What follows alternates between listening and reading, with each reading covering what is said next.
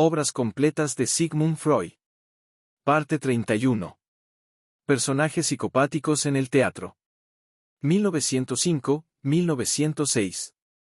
Sí, como desde los tiempos de Aristóteles viniese admitiendo, es la función del drama despertar la piedad y el temor, provocando así una catarsis de las emociones. Bien podemos describir esta misma finalidad expresando que se trata de procurarnos acceso a fuentes de placer y de goce yacentes en nuestra vida afectiva, tal como el chiste y lo cómico lo hacen en la esfera del intelecto, cuya acción es precisamente la que nos ha tornado inaccesibles múltiples fuentes de dicha especie.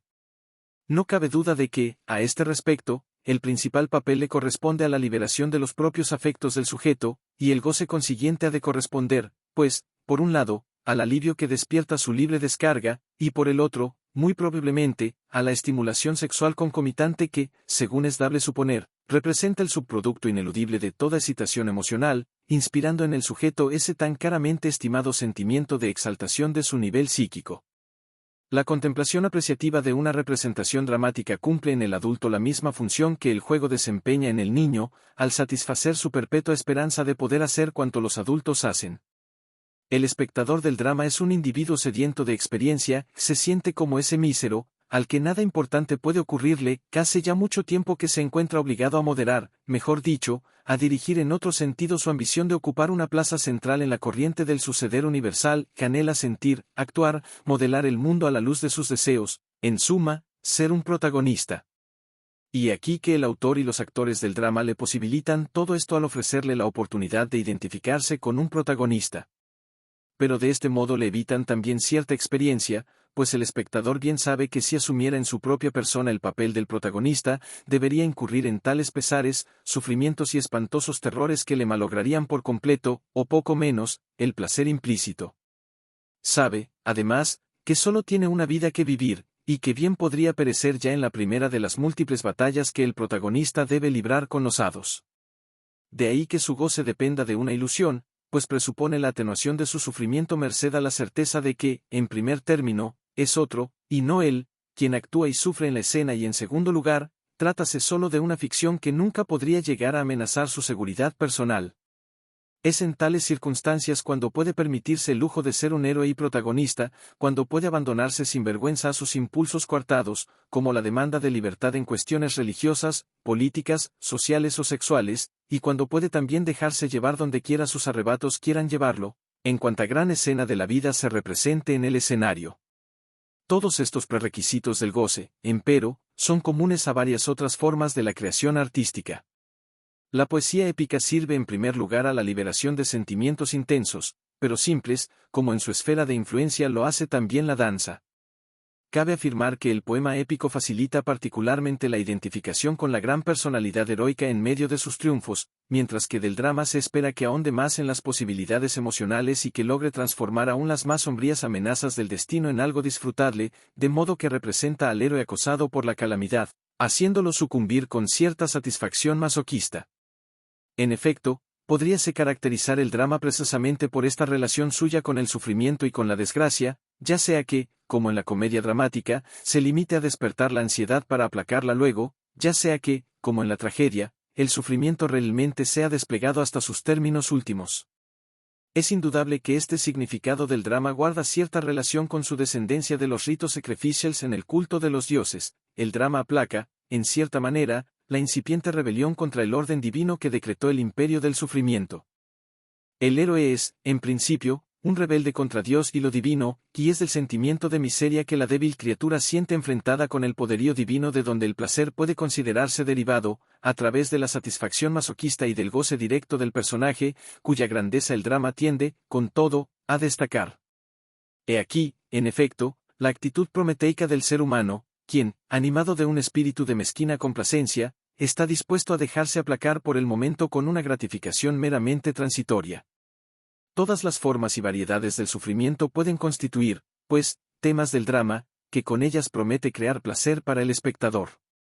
De aquí emana la condición primera que este género artístico ha de cumplir, no causar sufrimiento alguno al espectador y hallar los medios de compensar mediante las gratificaciones que posibilita la piedad que ha suscitado, una regla esta que los dramaturgos modernos se han entregado a violar con particular frecuencia. Dicho sufrimiento, empero, no tarda en quedar restringido a la angustia psíquica, pues nadie desea presenciar el sufrimiento físico, teniendo presente la facilidad con que las sensaciones corporales así despertadas ponen fin a toda posibilidad de goce psíquico. Quien está enfermo conoce solo un deseo: curar, salir de su condición actual, que el médico acuda con sus medicamentos, que cese el hechizo del juego de la fantasía, ese hechizo que nos ha corrompido al extremo de permitirnos derivar goce aún de nuestro sufrimiento. Cuando el espectador se coloca en el lugar de quien sufre una afección física, nada encuentra en sí mismo que pueda procurarle un goce o que le permita un trueque psicológico, y por eso una persona físicamente enferma solo es admisible en el teatro a título secundario, pero no como protagonista, salvo que algún aspecto psíquico particular de la enfermedad sea susceptible de una elaboración psicológica, como, por ejemplo, en el abandono de Filoctetes enfermo o en la desesperanza de los enfermos. Presentados en las obras de Strindberg.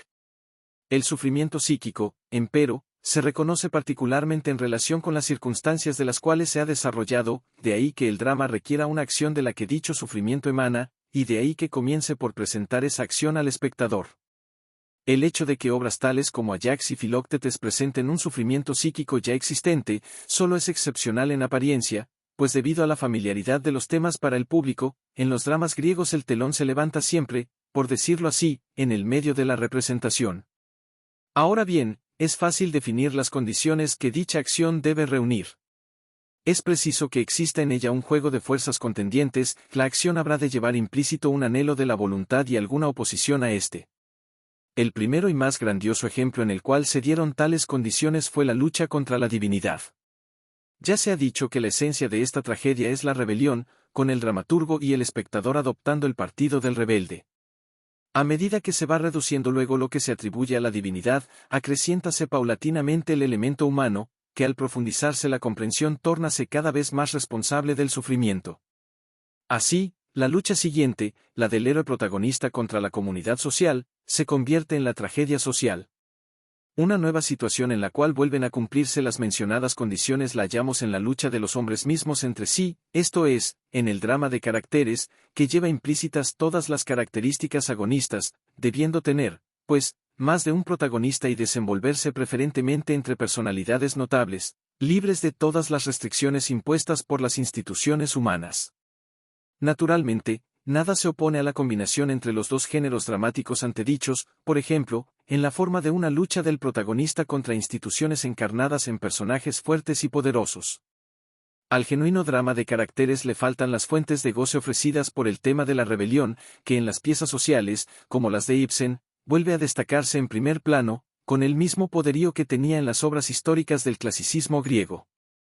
Mientras los dramas religiosos, de caracteres y social difieren principalmente entre sí con respecto a la escena en la cual tiene lugar la acción y de la que emana el sufrimiento, cabe considerar ahora otra situación dramática, en la cual el drama se convierte en psicológico, pues el alma misma del protagonista es la que constituye el campo de una angustiosa batalla entre diversos impulsos contrapuestos, una batalla que debe concluir, no con el aniquilamiento del protagonista, sino con el de